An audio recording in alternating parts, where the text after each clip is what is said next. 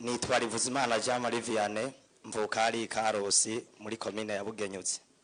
Hama ikibazo ciwanje ku kintu kijanye n'imigenderanire ni kibazo twakuranye mu mashure n'ubu tutaratorera inyishu. Twari twarindiriye umwanya kuzoshika kugira turabe yuko twokibabaza. Iki kibazo rero nubwo ndagitumvereje kuri mwebwe nyakubahwa ngira na ministre ajejwe ivy'imigenderanire ngira nawe naraza kugira icyo akimbwiyeko kuko muri rusange twakigize nk'abanyeshure turi muri lise hari Karusi hama turakiburira inyishu none no musimana irakunze ndagishikanye. Ico kibazo kivuga giti dufise igihugu cy'u Burundi cikukiye kuva mu 1962. Iki gihugu cagumye mu gitoto c'abantu bagumye bagihe imfashanyo gushika naho vyaremye igihengeri mu mitwe y'abantu bakareka gukora nkuko mwabibonye tugiye kubidekuvura ari uko igihe cyamaze kugera kure. Hama izo mfashanyo baduhaye zaduteye amakenga uko kenshi zica muri ministere ijanye n'imigenderanire kugira ayandi ma ministere abi benefisi. Hama rero tukumva ati nkubu uye nkishirahamwe nka PNID canke FAO canke iyindi organisation internationale tiyageneye ifashanyo runaka igihugu cy'u Burundi. Ariko muri izo mfashanyo sinje kuza kuri financement nje kuri ekipema. Ekipema baduha ndavuga cyane imodokari nizo twe twafatiyeko. Imodokari twebwe twarihweje turaba mu rwego rwo kwivuna abansi nta modokari nimwe turigira tubona yanditse koti don't PNID do UNICEF. Twarihweje muri cortege presidentielle iyo do ntawe turigira tubona, ariko tukabona imodokari zo mu ministere atandukanye spesialema nk'ubuvuzi na education rimwe rimwe ugasanga iyo modokari yambaye plaque y'igihugu cikukiye mugabo avec un grand logo dotere ONG. Twe kibazo cyacu cavuga giti none ko na Bibiliya baje kutwigisha ijambo ry'Imana batubwiye bati icyo kuboko k'ububafu gukoze ukuryo ntikubimenye niba ari iciza. Ni gute baca bashaka kuguma batwambitsa amarogo yabo ugaje usanga bica biterana na plaque y'igihugu cikuki gutyo ugasanga ku masatelite yabo babona yuko ministere runaka nibifise imodokari 10 zitana arizo bayigabiye. Nenya kubahwa umuco twe twagomba gusaba baro nubwo twadufise utundi duterano mu by'ubutunzi twabirenganye reka ducunguze umwanya umwete murakoze. Murakoze cyane uvuze ikibazo naje mpanama niyumvira. Reka ndabakarorero aha mubona abarundi ivyo turirana n'ivyisha abandi baririra. Hari igihugu kimwe nabonye gifise ishure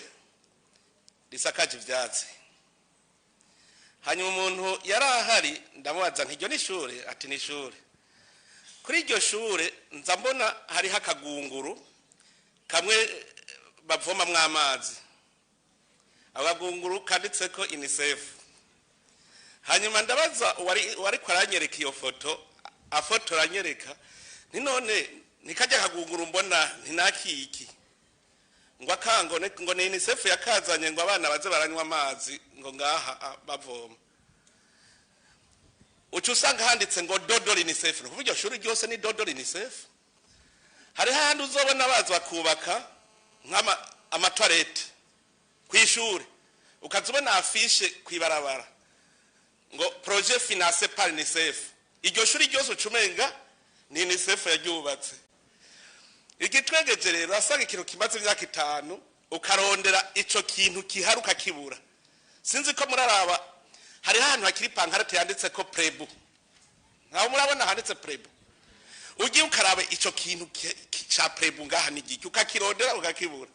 Uko abivuze hari ibintu byo gusamaza abantu kugira mu muzirikanyi mwame muzi yuko ari umuntu ababeshejweho mwumva ko mutoshobora kubaho atarimwo. Mu Burundi dukanujwe niki burya aje namavuga mu 2015 bijya vyabaye n'Imana yabifisemo uruhara. Irabifisemo uruhara kuko Imana yarashaka ko abarundi tumenya ko tutakiri mu vy'ubwoko kuko baragerageje kudusambura baciye mu bwoko biranga. mugabo umenye ko makungu yose aziko mu Burundi hari abahutu n'abatutsi n'abatwa gusa nta barundi bahari kuko nibo babiremantanije abarundi baremantanije ivyo uwo muntu rero ategerezwa kwiyaranja ntumenye igihugu icarico umva rero uriko uraraba hariho ibintu vyo kukuzimanganya mu mutwe wumve ko utishoboye mu 2015 abantu bari bazi ko inzego z'umutekano zitariho mu gihugu basanga zirahari ntibikunda kugira kudeta bijya vyose rero baca bavuga ngo ntitusigisubira kubafasha kuva 2015 ntibarasubira kuduha yamfashanyo ngo baradufashije ngo muri bijapu bijete none tubayeho gute kuva ku 48 kwijana ukaja kwijana ahubwo nanone turabatunzi kabisa tuba dukwiye kwiyemera abarundi bakwiye kwikomera amashi kuko kubona umuntu yavuga ko aguterera ibice 52 kwijana agaca avuga ati sinzobiguha azi kucupfa hanyuma ntupfe ahubwo je nk'ubu ndaraba amazu mashasha yubatswe kuva mu 2015 namwe ni mu birabe no gaha mu gisagara muravye ibintu bishasha biri ngaha muri ubu Burundi duze ruguru amazu mashasha abantu bambaye neza kandi izo mfashanyo zarahagaze nuvuga rero burya cari cigwa ubu rero niho twoca tumenya tuti uje agufashiriza kungene wifashije umuntu aje kugufasha ntumwankira mugabo si waje imbere wewe nguje inyuma ugufasha aje inyuma yawe mugabo abandi bashaka kuja imbere nico gituma uzubone uvuze ngo shaka ko ngo base ko mushaka kumfasha mfasha kuri iki ntibemera bashaka ko bagufasha ico bashaka bo ivyo vyose rero tuza turabitegera umushikiranganje ngira ngo imigenderanire yo tubwiraho aho byananiraniye igituma banka ko badukurikira bagashaka ko ari twe tubakurikira je nuko ndabifata kuko barinze bagira icapa uri kukurikirabo nivyo ngaho tubwira ko hari ivyo murangira ngo muhanurane murakoze nyene cyubahiro umukuru w'igihugu cyacu cyiza cy'u Burundi ku mijambo nongera shimira ujya mujene yabaje kibazo nako mujene w'icabwenge ni kibazo kihari mu bijanye n'imfashanyo gufasha n'ibindi bihugu nyene cyubahiro umukuru w'igihugu cyacu cyiza yabivuze nta gihugu cyaremewe gufashwa igihugu cyaremewe gufashanya n'ibindi bihugu kandi nta gihugu cicana kibaho igihugu cyose kirafite ico gitanga igihugu kinaka kiduhaye ikintu nuko kiba gifise naco ico citeze kuri twebwe muri ibyo byo gufashanya amashirahamwe mpuzamakungu kubatora iyo habaye amatora n'ibindi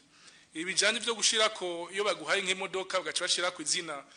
ilogo y'ico gihugu canke yishirahamwe mpuzamakungu ni ibintu basaba muri ko muragiranira amasezerano ngo natwe ugiye boneke yuko twagize ico dukora dushire ko logo y'Ubuyapani logo y'Ubushinwa ku mfashanyo kanaka mugabo gusa ico novuga nuko kudufashanyo duto hari igihe uzubona bazanye nka ordinateur imwe canke zibiri hanyuma gaca basaba ngo haze RTNB haze umushikiranganje kugira ngo bayimenyeshe isi n'amakungu yose yuko bagize ico baduha narigeze kuvugana nabo dukorana mu rwego rwa Leta shingwa bikogwa yuko nk'ifashanyo iri munsi y'umuriyoni kuvyukuri ata muntu yoja ngo aja mushikiranganje gutora ifashanyo nka bene iyo ntituba natwe twiyemeye Burundi ni igihugu abarundi tujya dukaravye